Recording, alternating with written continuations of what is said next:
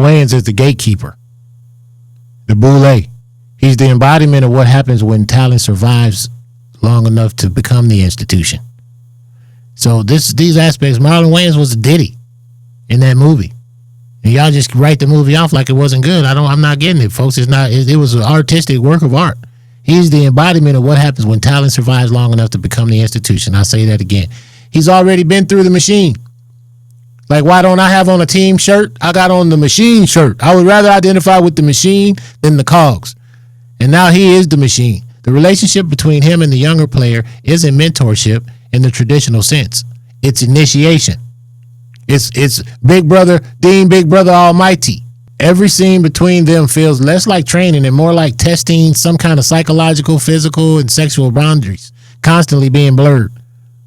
There's a lot of sexual imagery in it. There's a lot of sexual energy in the movie, even coming from Marlon Wayans. In this film that people will dismiss as weird or just artsy, but it's deliberate. The constant vulnerability, the invasion of personal space, the moments where consent is technically present, but power makes it meaningless.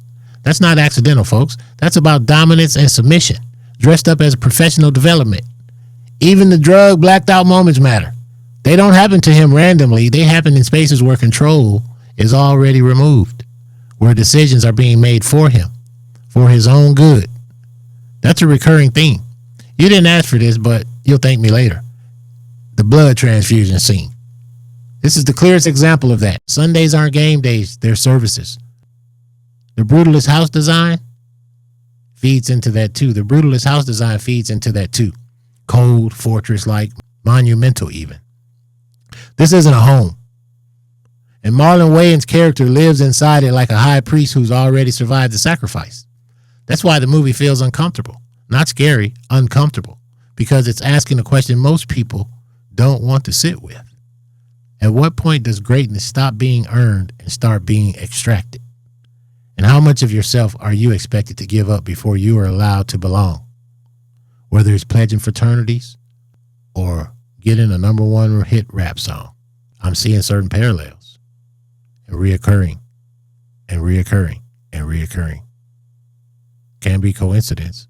They always told me if two people tell you something, then that's God telling you. He explicitly said no, he was good. And it doesn't matter. They hook him up anyway. Give him the jab. They tell him it's necessary. They tell him it's progress. They tell him it's survival. Whether you read that moment literally, symbolically, or metaphorically, it's about extraction.